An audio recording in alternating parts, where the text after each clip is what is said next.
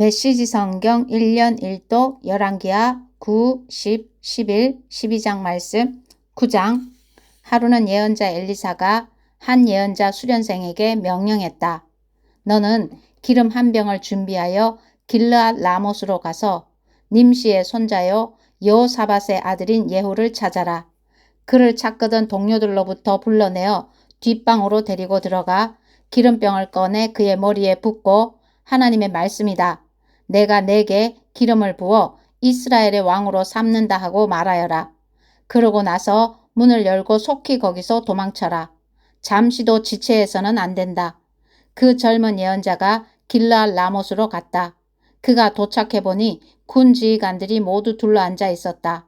그가 말했다. 장군님, 드릴 말씀이 있습니다. 예후가 말했다. 우리 가운데 누구를 말하는 것이요? 바로 장군님입니다. 예후가 일어나 건물 안으로 들어가자 젊은 예언자가 그의 머리에 기름을 붓고 말했다. 하나님 이스라엘의 하나님의 말씀이다. 내가 너에게 기름을 부어 하나님의 백성 이스라엘의 왕으로 삼았다. 너의 임무는 너의 주인인 아합 가문을 치는 것이다. 내가 나의 종 예언자들이 죽임당한 일, 이세벨이 하나님의 모든 예언자를 죽인 일을 대갚아 줄 것이다. 아합 가문은 모조리 망할 것이다. 그 딱한 무리를 내가 모두 없애버릴 것이다. 내가 반드시 아합 가문도 느밧의 아들 여로보암 가문, 아히야의 아들 바아사 가문과 똑같은 운명을 맞게 할 것이다. 이세벨은 죽어서 이스라엘 넓은 들판에 있는 개들에게 먹힐 것이요 땅에 묻히지도 못할 것이다. 그러고 나서 그는 문을 열고 급히 도망쳤다. 예후가 자기 주인의 지휘관들에게로 다시 나가자 그들이 물었다. 별일 없어? 그 미친 녀석이 그대에게 뭘 원하는 거요? 그가 말했다. 그런 부류의 인간들이 하는 말은 그대들도 잘 알지 않소. 어물쩍 넘어갈 생각 마시오. 그들이 말했다. 무슨 일인지 우리에게 말해보시오. 예후가 말했다. 그가 내게 이러저러하게 말하더니 진정 하나님의 말씀이다. 내가 내게 기름을 부어 이스라엘의 왕으로 삼는다 하더군요. 그러자 그들이 즉각 움직였다. 각 사람이 자기 옷을 집어서 계단 꼭대기에 쌓아 임시 보좌를 만들고 나팔을 불며 예후가 왕이시다 하고 선포했다. 그리하여 님시의 손자요 여호사밧의 아들인 예후가 요람에게 반역하는 모의가 본격적으로 시작되었다. 한편 요람과 그의 온 군대는 아람 왕 하사엘에 맞서 길르앗 라못을 방어하고 있었다. 그때 요람은 아람 왕 하사엘과의 전투에서 입은 부상을 치료하기 위해 이스라엘로 물러나 있었다. 예후가 말했다. 그대들이 정말 나를 왕으로 삼기 원한다면 누구도 이 성에서 몰래 빠져나가 이스라엘에 이 소식을 알리지 못하게 하시오. 그런 다음 예후는 전차를 타고 요람이 침상에 누워 요양 중인 이스라엘로 갔다. 마침 유다의 아하시야 왕이 요람을 문병하러 내려와 있었다. 이스라엘 망대에서 근무 중이던 초병이 예후 일행이 오는 것을 보고 말했다. 한 무리의 사람들이 보입니다. 요람이 말했다. 말탄 병사를 보내 그들을 막고 무슨 일이 있는지 묻게 하여라. 말탄 병사가 나가서 예후를 맞이하며 말했다. 무슨 일이 있는지 왕께서 알고자 하십니다. 예후가 말했다. 무슨 일이 있든 말든 그게 너와 무슨 상관이냐. 내 뒤로 물러나거라. 초병이 말했다. 그들에게 간 병사가 돌아오지 않습니다. 그러자 왕은 두 번째로 말탄 병사를 보냈다. 병사가 예후에게 이르러 말했다. 무슨 잘못된 일이라도 있는지 왕께서 알고자 하십니다. 예후가 말했다. 잘못된 일이든 아니든 그게 너와 무슨 상관이냐. 내 뒤로 물러나거라. 초병이 말했다. 그들에게 간 병사가 또 돌아오지 않습니다. 그런데 미친 듯이 전차를 모는 모습이 꼭 님시의 아들 예후 같습니다. 요람이 명령했다. 내 전차를 준비시켜라. 그들은 그의 전차에 말을 맸다.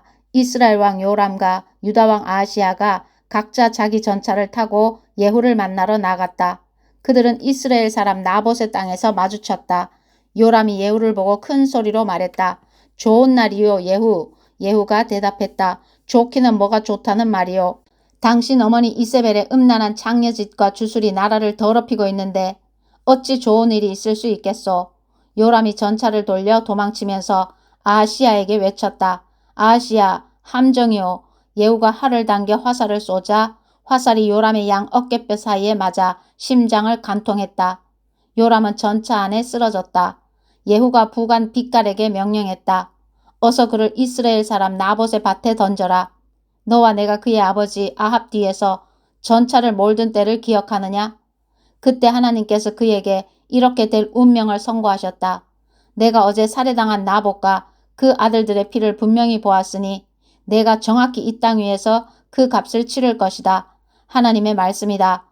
그러니 그를 들어 이 밭에 던져버려라. 하나님의 말씀이 다 그대로 이루어졌다. 유다왕 아하시야는 사태를 파악하고 베타간 쪽길로 도망쳤다. 예후는 그를 추격하며 외쳤다. 저자도 잡아라. 이블르함 근처 구르로 올라가는 언덕에서 예후의 군대가 전차 안에 있는 아하시야를 찔러 부상을 입혔다. 그는 무기토까지 갔으나 거기서 죽었다. 그의 측근들이 예루살렘까지 전차를 몰고 가서 다윗성의 가족묘지에 그를 묻었다. 아합의 아들 요람 왕 11년에 아하시야가 유다의 왕이 되었다. 예후가 이스라엘에 도착했다는 말을 들은 이세벨은 눈 화장을 하고 머리를 만져 단장한 뒤에 유혹하는 모습으로 창가에 서 있었다. 예후가 성문에 들어서자 그녀는 아래를 내려다보며 외쳤다. 무참하게 왕을 죽인 시므리 같은 놈아, 그래 어떠냐? 예후가 창을 올려다보며 외쳤다. 그 위에 내 편이 될 사람이 있느냐? 왕궁 내시 두세 명이 내다보았다. 예후가 그 여자를 아래로 던져라 하고 명령하니 그들이 이세벨을 들어 창밖으로 던졌다. 그녀의 피가 벽과 말에 튀었고 예후는 자기가 탄 말의 말발굽으로 그녀를 짓밟았다. 그런 다음 예후는 안으로 들어가 점심을 먹었다. 점심을 먹으면서 그가 명령했다. 저 저주받은 여자를 거두어서 안장에 주어라. 그래도 왕의 딸이 아니더냐. 그들이 그녀를 묻으러 나갔으나 두개골과 손발 외에는 남은 것이 없었다. 그들이 돌아와서 예후에게 말하니 그가 말했다. 하나님의 말씀, 곧 디셉 사람 엘리야가 전한 말씀이다. 이스라엘 밭에서 개들이 이세벨을 먹을 것이다. 이세벨의 몸은 이스라엘 땅에서 개의 배설물처럼 될 것이다. 옛 친구와 연인들이 이것이 정말 이세벨이 맞는가 하고 말할 것이다. 10장 아합의 아들 70명이 아직 사마리아에 살고 있었다. 예후는 사마리아에 있는 이스라엘 관리와 성읍 원로와 아합의 아들들을 맡고 있는 자들 앞으로 편지를 써서 보냈다. 편지 내용은 이러했다. 이 편지는 정당한 경고요. 그대들은 주인의 자녀들과 전차와 말과 요새와 무기를 책임지고 있어. 주인의 아들들 가운데서 가장 훌륭하고 유능한 사람을 뽑아 왕위에 앉히시오. 그리고 주인의 지위를 위해 싸울 준비를 하시오. 그들은 편지를 읽고 완전히 겁에 질려서 말했다. 그가 이미 두 왕을 제거했는데 우리에게 무슨 희망이 있겠는가. 그래서 그들은 왕궁 관리와 성읍시장, 원로, 후견인들을 예후에게 보내며 메시지를 전했다. 우리는 당신의 종이니 당신이 뭐라고 말씀하시든 그대로 행하겠습니다. 우리는 이쪽에서 누구도 왕으로 삼지 않겠습니다. 당신이 책임자입니다. 당신 생각에 좋은 대로 하십시오. 그러자 예후가 두 번째 편지를 썼다. 그대들이 내 편이고 기꺼이 내 명령에 따르겠다면 이렇게 하시오. 주인의 아들들의 목을 베어 내일 이맘때까지 그 머리를 이스라엘에 있는 내게 가져오시오. 왕자들은 70명이었다. 성읍 지도자들이 그들을 돌보고 있었다. 그들은 편지를 받고 나서 왕자들을 잡아 70명을 모두 죽였다. 그런 다음 그 머리를 광주리에 담아 이스라엘에 있는 예후에게 보냈다. 전령이 예후에게 보고했다. 그들이 왕자들의 머리를 가져왔습니다. 그가 말했다. 그 머리들을 두 무더기로 나누어 아침까지 성문 앞에 쌓아두어라. 아침에 예후가 백성 앞에 나가 공식적으로 말했다. 여러분이 오늘 하나님께서 펼치시는 의로운 일에 참여하고 있다는 것을 알겠습니까? 그렇습니다. 내 주인에게 반역하여 음모를 꾸미고 그를 암살한 사람이 나입니다. 하지만 여기 쌓인 머리들은 누가 한 일이겠습니까? 분명히 아십시오. 하나님께서 아합 가문의 심판에 대해 하신 말씀이 한 글자도 취소되지 않았다는 것을 지금 여러분의 눈으로 똑똑히 보고 있습니다. 하나님께서는 엘리야를 통해 말씀하신 일을 그대로 행하셨습니다. 그런 다음 예후는 아합 가문과 조금이라도 관계가 있는 이스라엘 사람을 전부 죽였다. 또 아합 가문의 지도자와 친구와 제사장들을 모조리 없애버렸다. 그 일을 마치자 예후는 자리를 털고 일어나 사마리아로 떠났다. 가는 길에 목자들의 벳에켓 묵는 집에서 유다왕 아하시야의 친척 몇 사람을 만났다. 예후가 말했다. 여러분은 누구시오? 그들이 말했다. 우리는 아하시아의 친척인데 왕실 가족 모임을 하려 내려왔습니다. 이들을 잡아라. 예후가 명령했다. 부하들이 그들을 잡아 베데켓 우물가에서 죽였다. 모두 42명이었는데 그들 중 살아남은 자는 아무도 없었다. 예후가 거기서 계속 가다가 레갑 사람 여호나답과 마주쳤다. 여호나답은 예후를 만나러 오던 길이었다. 예후가 그에게 인사하며 말했다. 우리가 한편이며 이 일에 한마음이요? 여호나답이 말했다. 그렇습니다. 믿어주십시오. 예후가 말했다. 그렇다면 그대의 손을 내미시오. 그들은 악수로 뜻이 같음을 확인했고 여호나답은 예후가 탄 전차에 올라섰다. 예후가 말했다. 나와 함께 가서 하나님을 위한 내 열심이 어느 정도인지 보시오. 그들은 함께 전차를 타고 나아갔다. 사마리아에 도착하자 예후는 그곳에 남아있던 아합과 조금이라도 관계 있는 사람들을 모두 죽였다. 하나님께서 엘리야에게 말씀하신 대로 수많은 사람들이 죽었다. 그 후에 예후는 온 백성을 모아놓고 말했다. 아합은 바알을 대단찮게 섬겼으나 예후는 확실하게 섬길 것입니다. 바알의 모든 예언자, 바알을 섬긴 모든 사람과 모든 제사장을 이곳에 모아주십시오. 내가 바알께 큰 제사를 드리려고 하니 한 사람도 빠뜨리지 말고 모두 모아주셔야 합니다. 나타나지 않은 자는 살아남지 못할 것입니다. 물론 예후는 거짓말을 하고 있었다. 그는 바알을 섬기는 자들을 모두 죽일 작정이었다. 예후가 명령했다. 바알을 위해 거룩한 집회를 준비하여라. 그러자 집회가 준비되고 날짜가 공포되었다. 이어 예후가 이스라엘 모든 사람을 불러 모으자 나라 안에 있던 바알을 섬기는 자들이 한 명도 빠짐없이 무리를 지어왔다. 그들이 와서 바알 신전을 가득 채웠다. 예후가 예복을 관리하는 사람에게 지시했다. 바알의 모든 종에게 예복을 주어라. 예복을 관리하는 사람이 그들의 예복을 내왔다. 예후와 레갑 사람 여호나답이 드디어 바알 신전에 들어가서 말했다. 다시 한번 확인하여 이곳에 하나님을 예배하는 자가 한 사람도 없게 하십시오. 바알 예배자만 들어올 수 있습니다. 그들은 제물과 번제를 바쳐 예배를 시작했다. 한편 예후는 바깥에 8명을 배치하고 이렇게 명령했다. 단 한 사람도 도망치게 해서는 안 된다. 도망치게 했다가는 자기 목숨으로 대가를 치러야 할 것이다. 제사 의식을 마친 뒤에 예후는 지휘관과 호위병들에게 신호를 보냈다. 안으로 들어가서 한 사람도 살려두지 말고 모조리 죽여라. 피비린내 나는 살육이 시작되었다. 지휘관과 호위병들은 시체들을 밖으로 내던지며 바알 산당의 내실로 들어가는 길을 만들었다. 그들은 바알 신전에서 남금 모양의 석상을 끌어내 깨 부수었다. 바알의 제단들을 때려 부수고 바알 신전을 허물었다. 그 후로 그곳은 공중 화장실이 되었다. 그렇게 해서 예후는 이스라엘에서 바알을 완전히 몰아냈다. 그 모든 일에도 불구하고 예후는 느밧의 아들 여로보암의 죄, 곧 이스라엘을 죄악된 삶으로 끌어들인 죄에서는 돌아서지 않았다. 베델과 단의 금송아지들을 남겨두었던 것이다. 하나님께서 예후를 칭찬하셨다. 너는 내가 보기에 일을 가장 잘 처리했다. 아합 가문에 대해 내가 명령한 대로 행했다. 그 상으로 내 자손이 4대에 걸쳐 이스라엘의 왕위를 차지할 것이다. 그러나 그 후로 예후는 주의하여 하나님의 길로 가지 않았고 한마음으로 이스라엘의 하나님을 높이지도 않았다. 그는 이스라엘을 죄악된 삶으로 끌어들인 느밧의 아들 여로보암의 죄에서 돌아서지 않았다. 이때부터 하나님께서 이스라엘을 줄어들게 하셨다. 하사엘이 요단강 동쪽에서 이스라엘의 국경을 침략해왔다. 그는 아르논 시냇가 근처에 아로엘에서부터 길르앗, 갓, 르우벤, 므낫세의 영토 전역, 곧 길르앗과 바산 전체를 공격했다. 예후의 나머지 생애와 시대, 그의 업적과 명성은 이스라엘 왕 연대기에 기록되어 있다. 예후는 죽어서 사마리아의 가족묘지에 묻혔다. 그의 아들 여호아하스가 뒤를 이어 왕이 되었다. 예후는 사마리아에서 28년 동안 이스라엘을 다스렸다. 11장 아하시아의 어머니 아달랴는 아들이 죽은 것을 보고는 정권을 잡았다. 그녀는 먼저 왕족을 모두 죽이기 시작했다. 그러나 여호람 왕의 딸이요 아하시아의 누이인 여호세바가 죽을 운명에 처한 왕자들 중에서 아하시아의 아들 요아스를 몰래 빼냈다.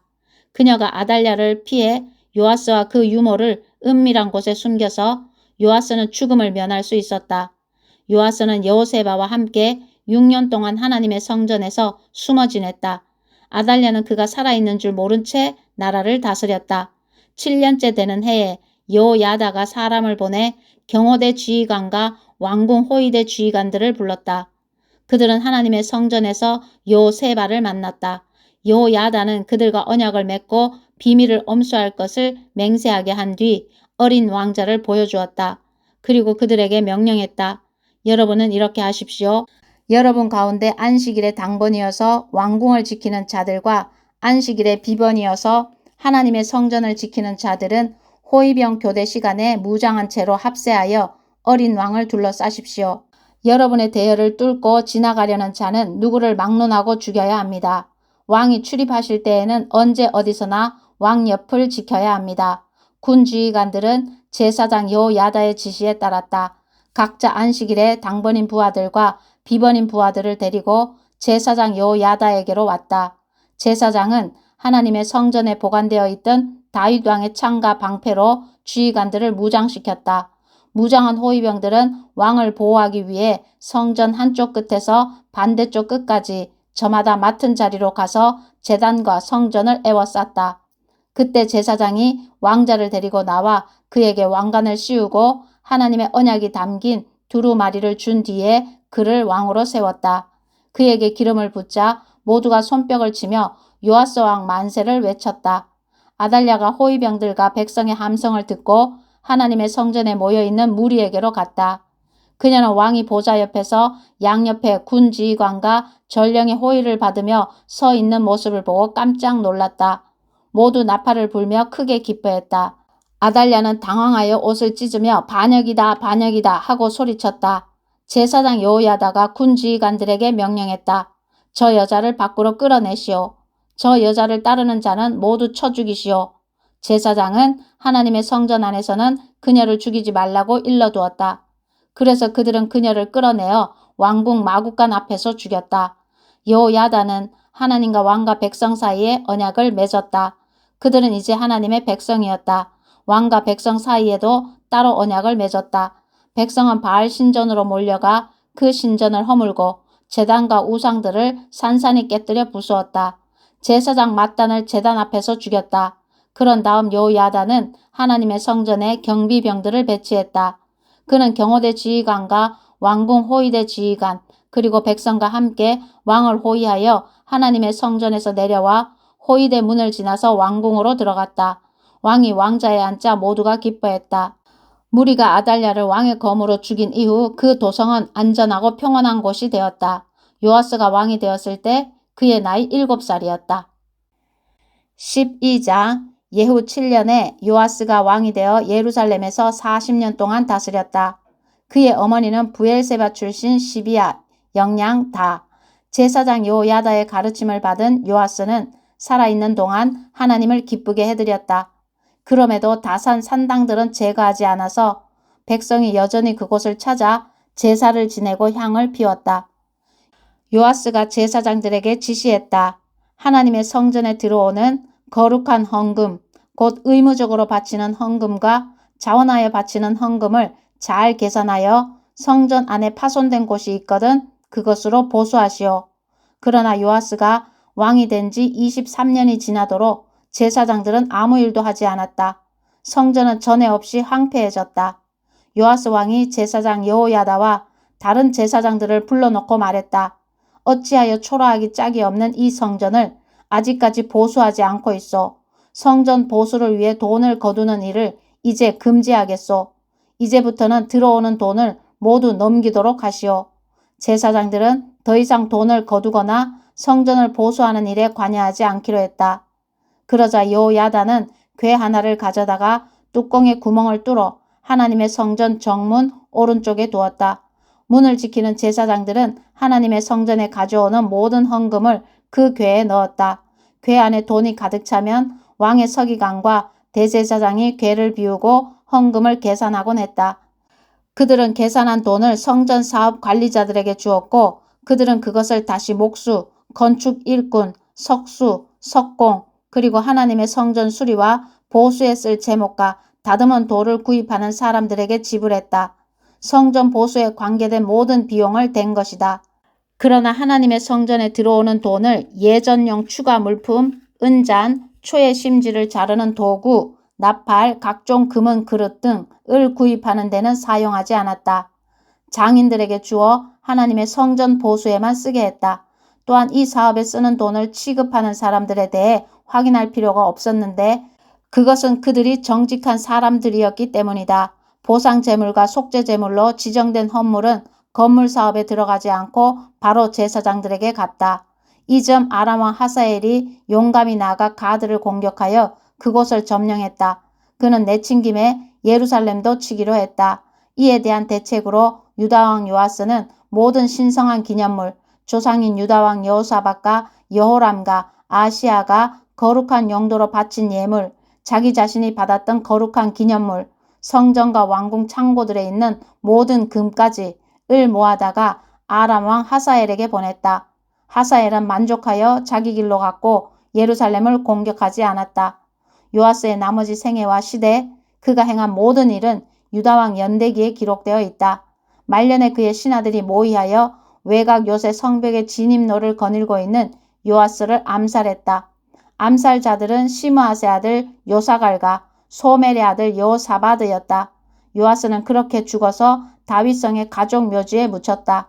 그의 아들 아마샤가 뒤를 이어 왕이 되었다. 아멘.